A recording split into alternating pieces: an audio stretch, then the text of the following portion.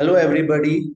This is Dr. Rajiv Paris, Assistant Professor, Organon Department from Arihant Homeopathic Medical College, Gandhinagar, Gujarat. I welcome you all to this presentation on perceiving acute cases.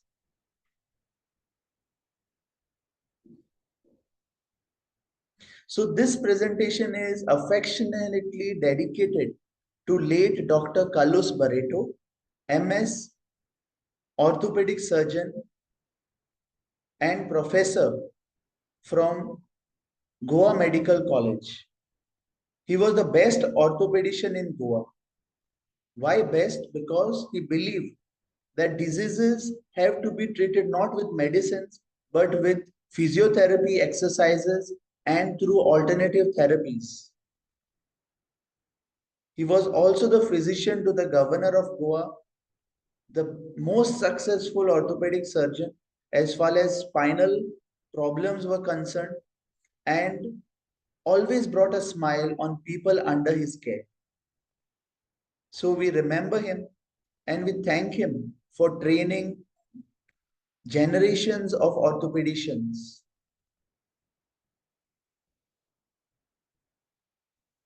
So today I will be sharing with you two acute cases, and I have laid the same objective for both the cases. The first objective is the diagnosis of the case, and the second objective is identification of the simile. So let's get started.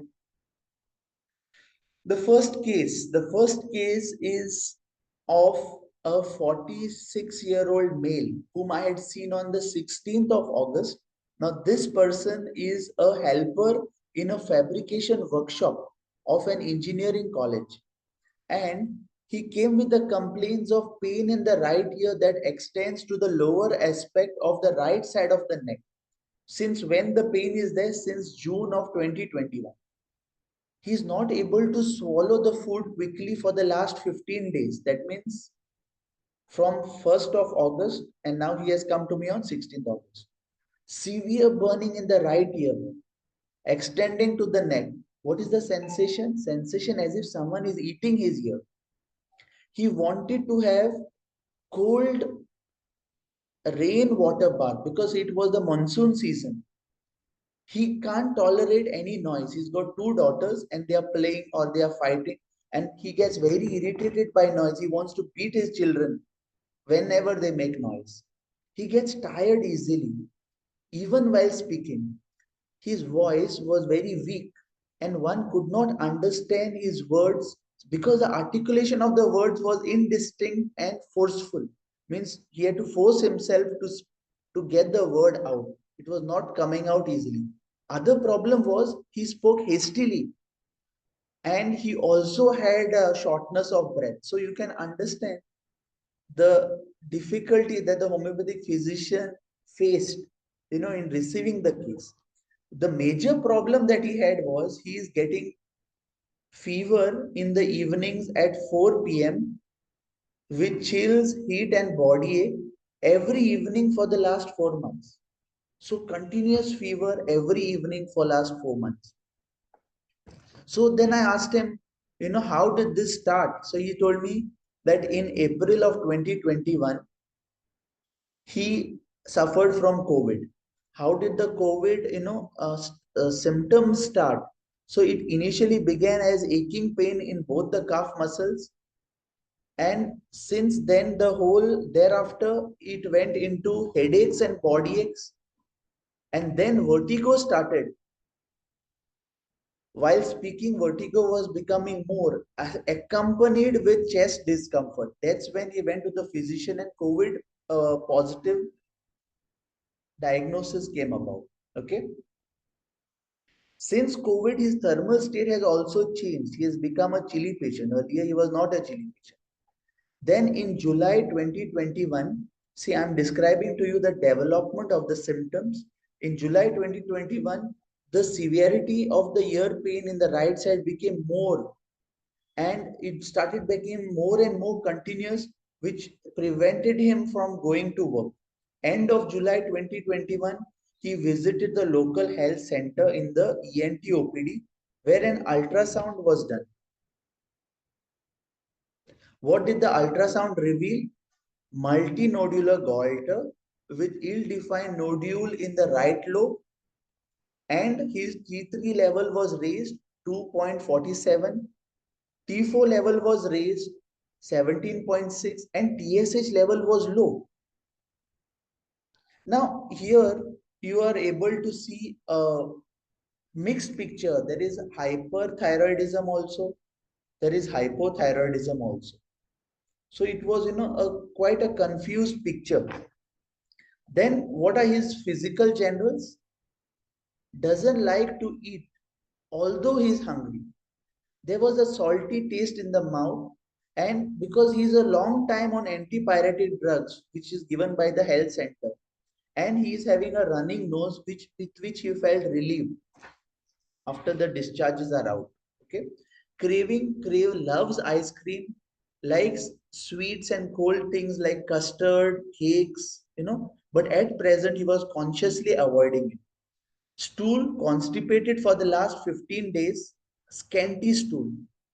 See, earlier, what was his pattern of evacuation? He used to pass stool 3 times a day, and now scanty stool, has to strain at stool. Okay. Then sleep. Sleep was disturbed by dreams. What kind of dreams? In dreams, he would see somebody has caught his throat. Another dream where he is discussing and trying to identify this mysterious sickness which is bothering his life for the last 4 months. Thermally chilly patient. What was his nature? See, now he has become impatient and angry because of continuous suffering for months from fever, not able to go to work, no diagnosis coming up from doctors, right? Whole family was afraid because they thought now he is suffering from cancer. Because in his locality, in his village, 3 people had been detected of suffering from cancer. So whole family is now frightened. By nature, he was an honest man, well-behaved man. But the place where he was working, they had not paid him salary for months to get so very stressed financially. He felt like jumping down from a height. His biggest fear was of getting more diseases.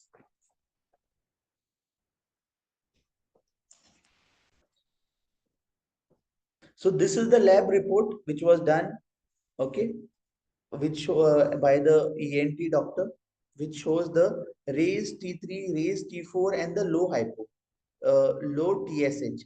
So the first issue of this case, anamnesis of the case, is the correct diagnosis. Now, I was also not able to understand this picture. So what I did was I immediately referred him to my friend, an endocrinologist, Dr. Newman Korea. And Dr. Newman Korea, in his wisdom, he did not do an ultrasound with a needle aspiration and gone for the FNAC.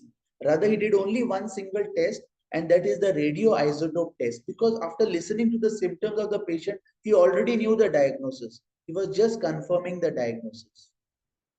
And this test, radioisotope test, confirmed that this is not malignancy but thyroiditis. So he prescribed him some medicine, and the patient was feeling so much better. The words which were coming out from his mouth were coming so easily, so smoothly. There was happiness that I saw on the face. So I was interested to know what magical medicine the doctor has given. So I inquired with Dr. Newman, and he told me, I have just prescribed him Combiflam painkiller and minimal antipyretic. When I heard this, then I knew that the symptoms of the patient will come back.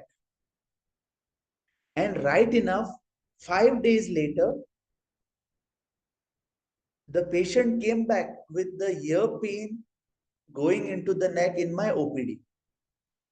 So at this point, I knew the diagnosis, subacute thyroiditis. What is subacute thyroiditis? The cause is said to be post-viral. Okay, COVID, virus, novel coronavirus.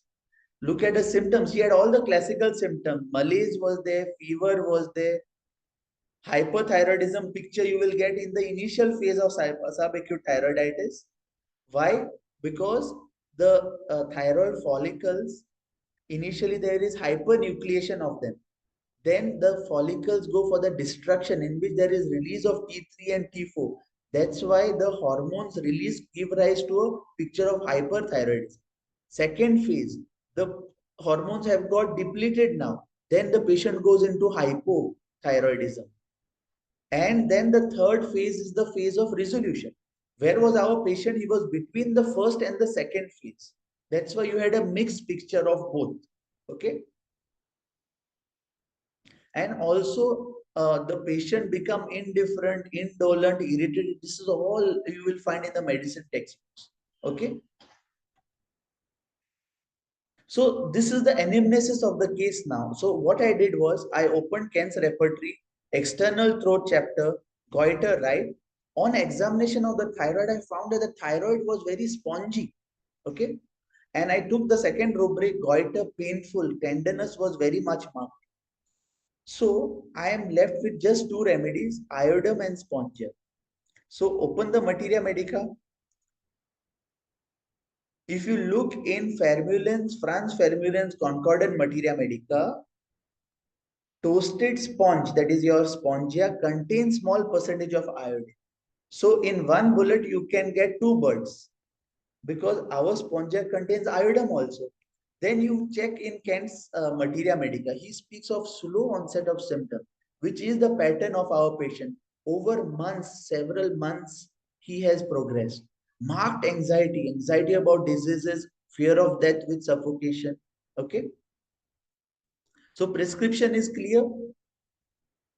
On 16th August, I gave him Spongia 33 times a day for 5 days. Why 3 times a day? Because this is a laborer type of a person.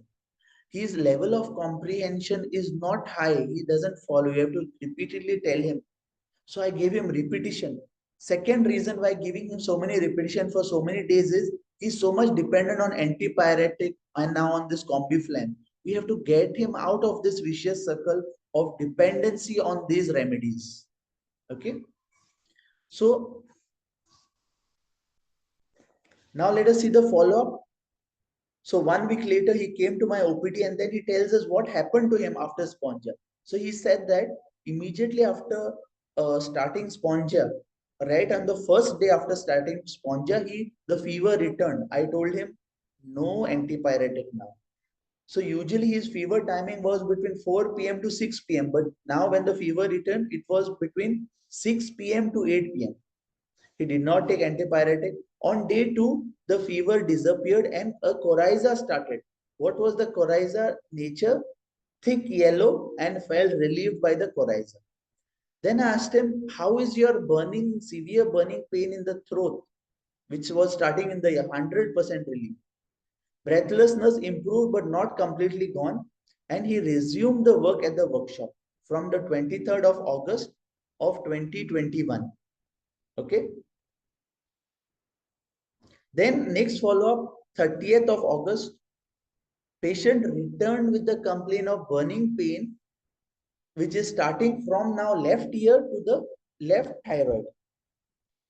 Now, this is something new, but it is new for me. When I asked with the patient, he told me that when he suffered COVID-19 in April 2021, he had the same pain starting from left ear going to the left thyroid. So old symptom returning, Herring's law of cure is coming. He also developed now on 30th from 29th of August a strong craving for ice cream. But I said, let me wait and see, let more symptoms develop. So no prescription was given. Next follow-up, 6th of September, patient presented with burning pain now from both the ears radiating to the going to the throat. But nature of pain was intermittent type and not continuous type like before. So also he said that he suffered some pain in the left leg since last 8 days because of doing overwork at the workshop, because he had not gone for work for long. Now he is going and is finding it overworked. Another important symptom is that straining for passing stool. Then also breathlessness after exercise, and he would feel slightly giddy. Then he would eat some sweets and feel better. At this point, on 6th September, the craving for ice cream is very marked. So at this time, I took the opportunity to prescribing his constitutional remedy, phosphorus 30, twice a day for 3 days. Why phosphorus? Because this phosphorus is a different phosphorus than the one which you already know. This is not the chirpy phosphorus. This person is the apathetic, unwilling to talk type of phosphorus. The phosphorus, what is there in him of phosphorus? The I will tell you. Look at H.C. Allen's keynotes. You find the burning in spots, which is there in phosphorus, is there in the patient. You have the craving for ice cream, which is there in phosphorus and in our patient. You have the weakness and prostration, which is there in phosphorus and in our patient. The slow, gradual onset of the symptom, which you find in phosphorus, you find in our patient. You find the type of constipation of phosphorus in our patient. You find the modality of phosphorus in evening aggravation of fever, and that you find in our patient. And the most important, if you look in the relationship aspect of phosphorus, you will find phosphorus remove bad effect of iodine. Just in case we have given him an overdose of spongia which contain iodine, this phosphorus is going to remove that bad effect. And that's why phosphorus and only phosphorus. Let's see what happened after phosphorus. Uh, Next follow-up was on 13th of September. Okay. 6th September, I have given him phosphorus 30. Now on 13th September, he came and he told his journey. In the first 3 days of beginning phosphorus, the left ear pains 80% relief. After that, in the next few days, the pain returned and disappeared. But only on certain actions, like when he's riding the motorbike, only then the ear pain come. If he sneezes, then only the ear pain come. Without these two activities, no ear pain. Okay, so he used to put little bit of cotton plug in the ear, that would relieve him. Fine. The pains which would come, they were intermittent and they are not continuous type like before. After phosphorus, the constipation improved, breathlessness which was during eating also improved. Okay, no giddiness, craving for ice cream still persists, but he avoids eating it. The left leg pain became completely all right. Overall, feels less afraid, and he feels like doing mental work now, which he was avoiding all this while. Okay, so much of improvement. Why to repeat any medicine? No medicine, right? Then after this patient is doing follow-up with the endocrinologist. Every 3 months he is doing the thyroid check, because we have to see that multinodular goiter does not progress and go in some other zone. Okay, so on 29 November, he is visited the endocrinologist. All thyroid reading normal. Now he is not on any homeopathy, because no totality of symptom is available to prescribe. Neither on allopathy, because the patient is relaxed and all right. But only we are doing his investigation and the endocrinologist is following it up. All thyroid reading normal. No burning, no giddiness, no constipation, even no craving for ice cream. So no homeopathic medicine also. Then in February of 2022, these two reports which you are seeing on the screen, what it is showing in the ultrasound, small colloidal cyst in the left lobe of the thyroid. Otherwise, everything is normal. The right side, that spongy swelling, everything is resolved, right? TSH, all thyroid readings, normal. Lately, on 15th of October, that he had a visit with the endocrinologist, all thyroid reading normal. See this long-lasting improvement. What this case is showing us? This case shows us that constitutional medicine will bring all the good if given at the right time. See, although I was able to identify phosphorus symptoms during the first visit itself, it would not be the right action to prescribe phosphorus, because What was the most striking, most prominent thing at that time? It was the thyroid gland inflammation. And phosphorus as a remedy has little role to act over. So homeopathy prescription needs a precision, because if you want to resolve the thyroiditis totally, and this you will find mentioned in aphorism 195. Okay, that your acute medicine phase remedy or your pathological prescription has to be supported back to back by a constitutional remedy. That's why you can't just say live on spongia because patients is better. No, you have to follow it up by a deep acting polycrest remedy for the patient, and that is your constitutional remedy. This is given in your aphorism 195. So now we go to the case number 2. What is the case about? Now, this is a 70-year-old female. I will want to give you a background of this case. This lady is a grandmother. She has two daughters, one married, one unmarried, and elder daughter has got a child. So she lives with the second daughter who is unmarried. I'll give you a background because this patient was coming to the homeopath before also, 1 year before. But the physician was not able to relieve the complaints because in May 2020, the patient had first come to the physician, appeared very lean, thin, shy, with complaints of acidity, retrosternal burning pain before food, aggravated by spicy and masala food, and then the prevailing pathology behind, that is the gallbladder polyps, which was there since many years. Then she was a bit depressed also 4 years ago because of the daughter not settling down, the younger daughter. After husband's death, which happened 15 years back, she developed hypertension.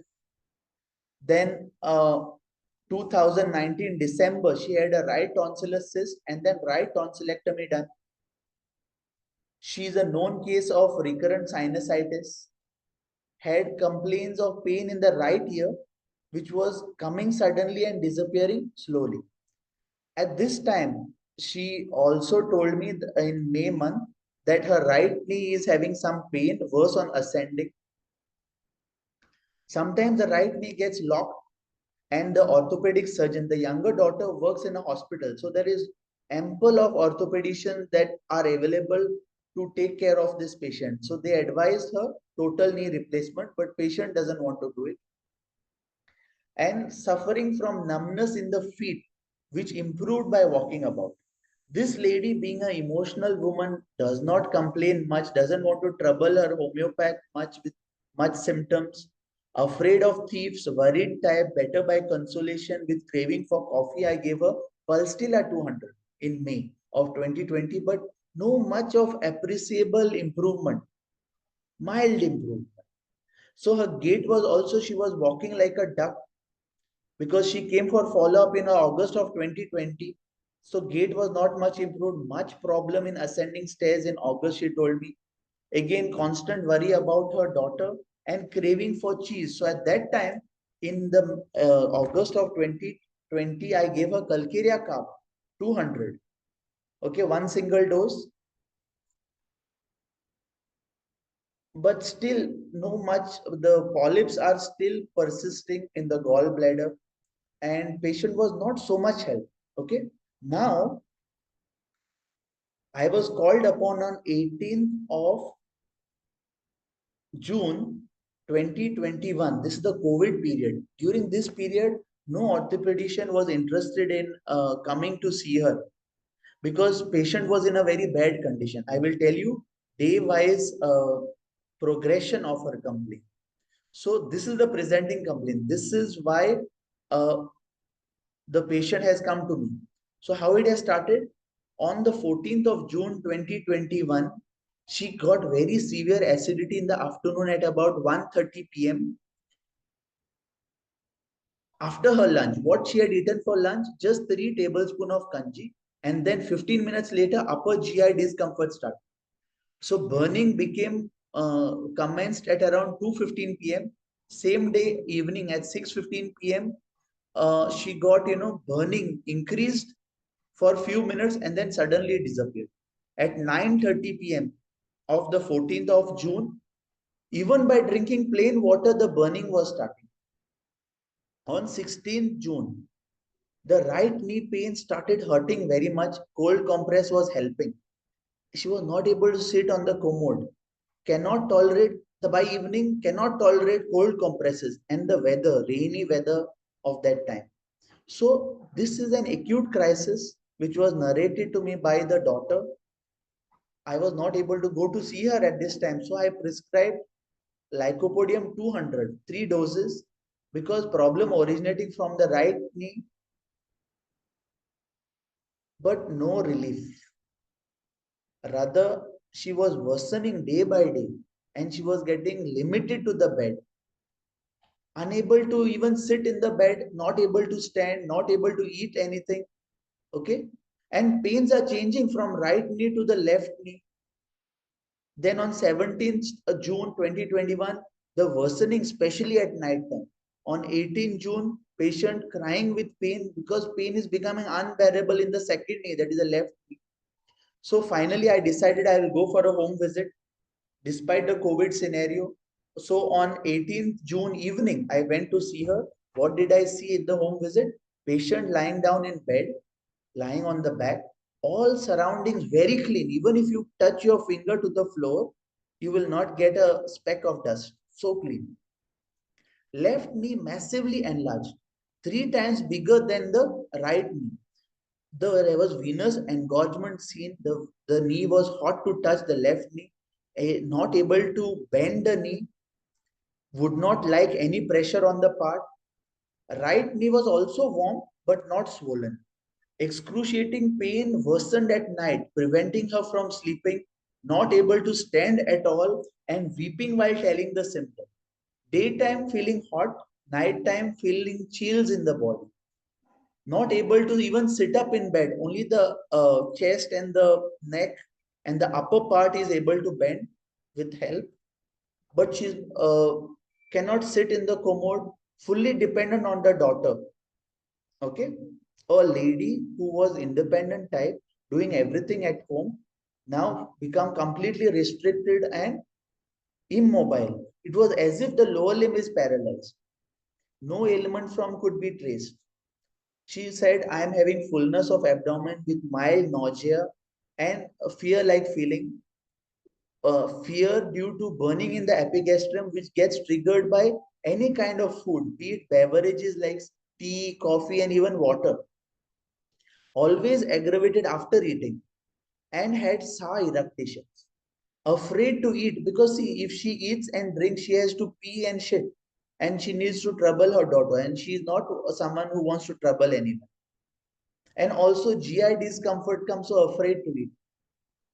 Also, it was observed that the patient, the daughter told me that even in summer, she used to have icy cold sweat. At present, the sweating was not marked. On examination of the joints, so there was swelling observable, there was heat present, right? Inflammation was there. Then the daughter went in the kitchen to prepare coffee for me because it was a very rainy evening. And that time the patient told me that I am having some feeling in my throat. So I said, open your throat, and I put on my torch. What I observed, septic tonsillitis of the left side, and the uvula was massively swollen, pale, with a white tip pointing downward like an icicle.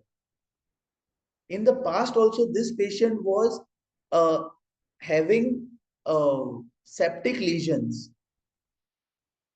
Okay. This picture which I have put over here is not of this patient, but this patient also received the same remedy which I have prescribed in this case.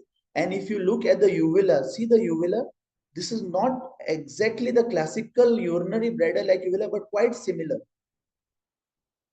The one which I saw in this patient, that was completely urinary bladder shape. Okay, this may not be But both remain. I have to give you a visual representation. I have put this picture of the uvula. So what's the diagnosis now of this case? The diagnosis of this case is acute infective osteoarthritis secondary to septic tonsillitis. Why osteoarthritis? See, aged patient. What happens in osteoarthritis? It is a restrictive joint disease, right, of the old. The hyaline cartilage is getting destroyed. The joint capsule is coming under pressure. The lubrication gets leaked. The subchondral bone surfaces are getting eroded. Okay, and that's why there is severe pain, there is restriction of the joint, the whole inflammatory process starts. Okay.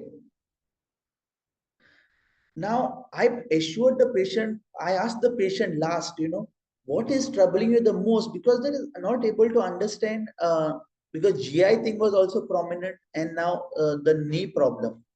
So patient told me that my left knee is troubling the most, the pain in the left knee. Then I inquired, what about your acidity? She said, I am not troubled, hardly I am troubled by my acidity. So the knees, how to resolve this now? Because I already assured the patient, because patient was better by consolation. Now how to solve it? See, this case is a case which is very one-sided. So much of history, but no much of symptoms that we can rely on. So we have to take the bogus approach. What is clear in this case? That the pain is shifting right knee to left knee, GI pain, discomfort to the knees, right? So shifting, yes, burning pain and the aching pain, but shifting locations. That is clear. You have just 5 remedies which are the highest in grade: Pulstilla, Calibiclomium, Laccan, Ladum, Colophile. Second thing which is very clear is night aggravation, not allowing the patient to sleep. And the third thing is the edematous swelling of uvula like a urinary bladder. This is a peculiar symptom, PQRS. So you have 2 generals, symptom number 1 and 2, and 1 PQRS. So my choice of prescription was Kali Bichrome. Why not Pulstilla? Because Pulstilla has been tried in the past without any success. Why not Ledum Pal? Because what is the character of Ledum Pal? The part has to be cold, and yet it should be relieved by cold application. Whereas in our patient, the part was warm and it was better by cold application.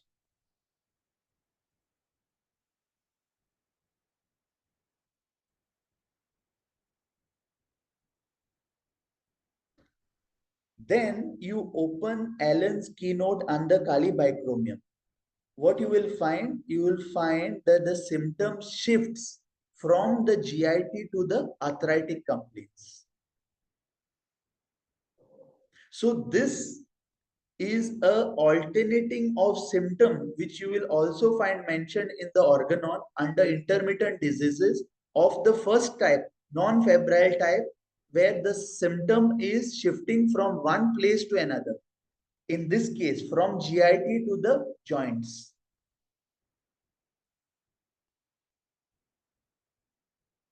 So let us see the follow-up. It was given twice a day Kali bicromium prescription, given on 20th of June 2021, BD for 2 days. Immediately next day, I got a phone call from the daughter. She said, the maid is telling me that mummy is having vertigo and she's holding the wall and she's walking. So I said, don't worry about the vertigo. At least she's on her toes. She's on her feet. Okay, so no action taken. 22nd June, she was able to walk without support. I said Kali bicromium, now you stop, but you give 1 dose of Kali bicromium 30 per week. Only for, so 2 doses will go in the next 15 days. Then on 10th of July, I had some work in that area where the patient lives. So I went again for a home visit and I found both knees cold to touch. Earlier they were hot, now they are cold. So resolution of the inflammation. Both knees were appearing also symmetrical. I saw the patient walking. Patient would sit with ease and able to do the household work. Then on 22nd July, I asked the daughter, to see, and both of us observed that the uvula is restored to normal. Then next follow-up is on 22nd of August. 22nd of August, the patient came to my clinic.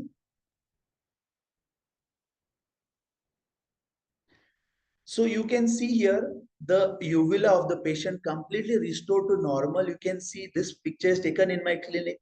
The knees are looking symmetrical, right? Blood pressure normal. Patient brought a lot of gifts for me, lot of food and other articles I cannot mention here. Eating well, fine. So what this case highlights to us, this case highlights the role of the homeopath at the bedside and how the perceiving has to be done of the whole phenomena if you want to resolve such type of one-sided cases, because patient doesn't give you much, right? So importance of observation, what Master Henneman mentions in the footnote of aphorism 88, this is what will help you to resolve such type of cases.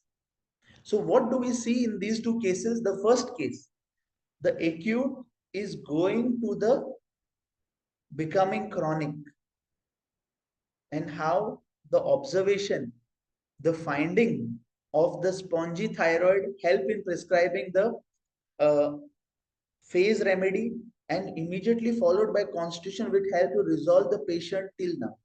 And now in the second case is the chronic coming up with an acute which helped the physician who had failed to make constitutional prescription. He had an entry in the case through the acute. So this Calibicromium, which was prescribed in the month of August, in the month of June, till now no repetition has been done. Patient is still walking and no knee replacement has been. So long lasting result. So sometimes the acutes will help you to reach at the simillimum better than you would able to find the simillimum as a constitutional. The miasms of the first case, tubercular taint, is very much clear in the case 1. You find the dissatisfaction, the restlessness, the changeable pattern of the thyroid test showing hyperthyroidism and hypothyroidism at the same time. The destruction of the thyroid follicles, the suicidal tendency of the patient, all the tubercular taint is visible. In the second case, this is a psychotic syphilitic type of a miasm which you will find in the second case. Chronic osteoarthritis and now going into this infective zone, okay, and coming as an acute, which we have successfully dealt with the help of the guidelines, okay, given by Boger. So now to summarize, whenever you want to form an acute totality, these are the things that are very important. First is the concomitant. Which concomitant we found in the second case of Calibicromium? The uvula was the concomitant to the whole case. In the first case, was there any concomitant?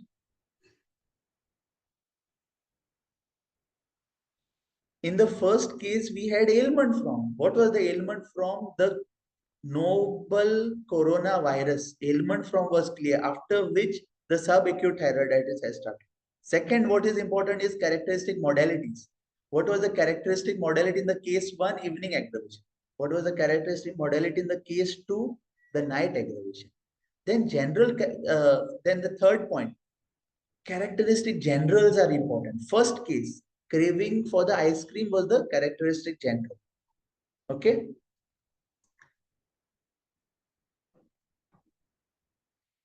In the second case, what was the characteristic general? The shifting nature of the pain. Then characteristic particular, PQRS. Okay. In the first case, characteristic particular was the spongy swelling of the thyroid. In the case 2, what was the characteristic particular? That was the urinary bladder like uvula. Okay. And the characteristic mental in the case 1, what we saw as the anxiousness of suffering from diseases, fear of death.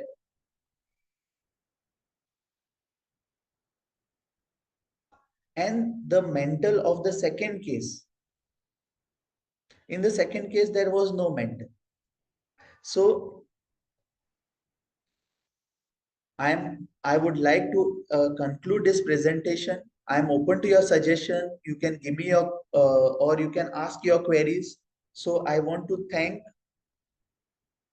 my principal who always allows me to make videos like this. I thank Dr. Manish Jain, the owner of B Jain and the director of Homeopathy 360. I thank Dr. Aditi Shrivastava, the editor, and all of you, my lovely audience, for your patient listening. And I hope that you have understood the message of perceiving acute cases.